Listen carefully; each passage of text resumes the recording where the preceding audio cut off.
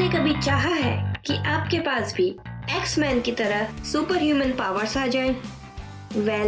ऐसे genetic mutations की शुरुआत ऑलरेडी हो चुकी है। 2018 में जेनेटिक इंजीनियरिंग की फील्ड में तहलका मच गया जब ही यांकी नाम के एक चाइनीज साइंटिस्ट ने जेनेटिकली मॉडिफाइड ट्विन्स दुनिया को दिए। क्रिस्पर जीन एडिटिंग टूल की मदद से इन ट्विन्स से CCR5 जीन डिलीट कर दिया गया, जिससे यह HIV रेजिस्टेंट बन गए और इनका दिमाग भी नॉर्मल लोगों से ज़्यादा तेज बन गया। आखिर क्या होते हैं ये डिज़ाइनर बेबीज और ये कैसे बनाए जाते हैं? क्रिस्पर जीन एडिटिंग टूल कैसे काम करता है और इसका क्या फ्यूचर है? ये सब सवालों के जवाब जानने के लिए बने रहिए हमारे साथ।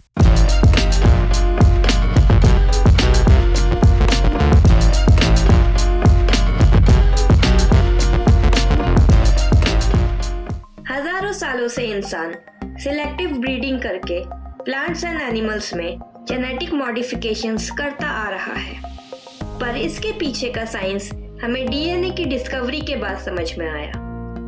डीएनए एक ऐसा कॉम्प्लेक्स मॉलिक्यूल है जो हर ऑर्गेनिज्म के growth, development, function and reproduction को डिटरमाइन करता है। यह इंफॉर्मेशन मॉलिक्यूल के स्ट्रक्चर में एनकोडेड होती है। 4 बेसिस एक पर्टिकुलर सीक्वेंस में पेयर होकर कोड्स बनाते हैं, जो उस जीव को बनाने वाले एक इंस्ट्रक्शन मैनुअल की तरह होते हैं। इन इंस्ट्रक्शंस को चेंज करके उस जीव को भी चेंज किया जा सकता है और इसी कॉन्सेप्ट को जेनेटिक इंजीनियरिंग या जेनेटिक मॉडिफिकेशन कहा जाता है। चाहे वह ज्यादा न्यूट्रिशियस वैल्यू वाले क्रॉप्स हों या मसल पैक्ड लाइवस्टॉक और या फिर इंसुलिन या ग्रोथ हार्मोन्स जैसी दवाइयाँ।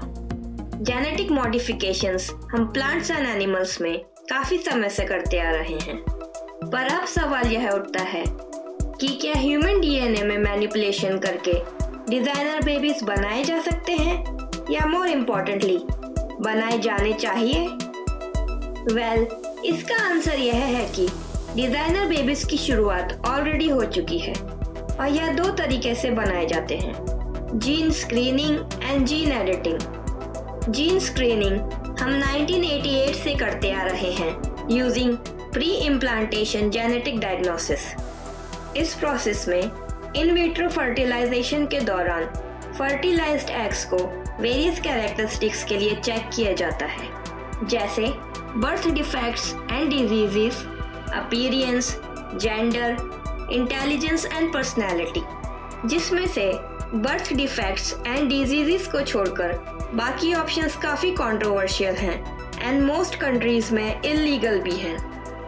सेकेंड मेथड है जीन एडिटिंग। इसे करने के 3 तरीके हैं: ZFNs एंड टैलेंट्स, जो बहुत ही एक्सपेंसिव एंड कॉम्प्लिकेटेड हैं, एंड क्रिस्पर, जो सबसे आसान, तेज और सस्ता है। क्रिस्पर कुछ बैक्टीरियाज एंड आर्कियाज में पाया जाने वाला एक नेचुरल एंटीवायरस डिफेंस सिस्टम है। इसके 2 पार्ट्स हैं।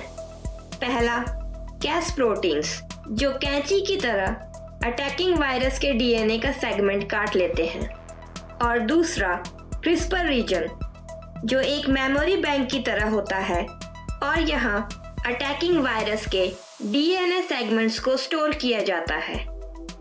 फिर इन स्टोर्ड डीएनए सेगमेंट्स की आरएनए कॉपी बनाकर Cas9 प्रोटीन्स को सौंप दी जाती है, जो पहरेदार की तरह काम करते हैं, और अगर इन फ्यूचर यह सेम वायरस फिर से अटैक करता है तो Cas9 प्रोटीन इनका डीएनए टैली करके इन्हें तुरंत उधर ही खत्म कर देते हैं। सिमिलरली हम क्रिस्पर से कोई भी जीन एडिट कर सकते हैं। जिस भी जीन को एडिट करना है उसका आरएनए कॉपी Cas9 प्रोटीन के साथ अटैच कीजिए और यह मैचिंग डीएनए ढूंढकर उसे खत्म कर देगा। साथ ही अगर क्रिस्पर को एक डीएनए सीक्वेंस दे दिया जाए तो यह सेल को गाइड कर सकता है कि इसे डिस्ट्रॉयड हुए डीएनए की जगह कौन सा डीएनए बनाना है, और हम डिफेक्टेड डीएनए को उसके सही वर्जन्स के साथ या एक बिल्कुल अलग डीएनए के साथ रिप्लेस कर सकते हैं।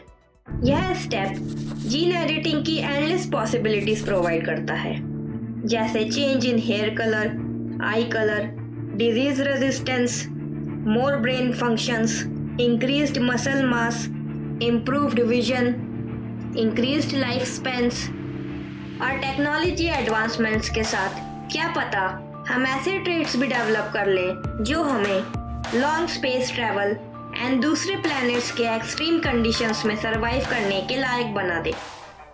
पर हर सिक्के के दो पहलू होते हैं और जीन एडिटिंग के साथ भी कुछ टेक्निकल एंड एथिकल इश्यूज जुड़े हैं।